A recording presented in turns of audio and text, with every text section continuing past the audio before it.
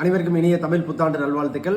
இன்னைக்கு வந்து தமிழ் புத்தாண்டுக்கு என்ன ஸ்பெஷல்னு பார்க்க போகிறோம். வழக்கமான உணவு தான், இருந்தாலும் பார்ப்போம். முதல்ல வெள்ளரிக்காய் வச்சுருக்கோம், அடுத்து ஸ்டார் ஃபுட் வச்சுருக்கோம். இது கத்திரிக்காயும் கொஞ்சம் முருங்காயும் போட்டு ஒரு பொரியல் பண்ணியிருக்கோம்.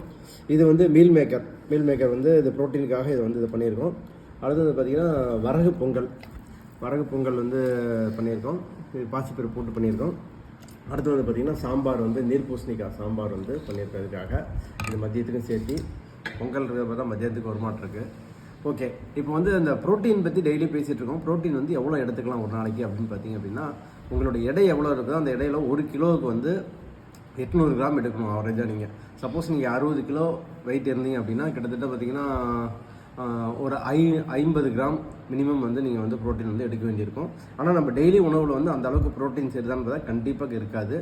அந்த ப்ரோட்டீன் நீங்கள் சேரலை அப்படின்னாவே உங்களுடைய உடல் எடை வந்து குறைய ஆரம்பிக்கும், மசில்ஸ் வந்து குறைய ஆரம்பிக்கும்.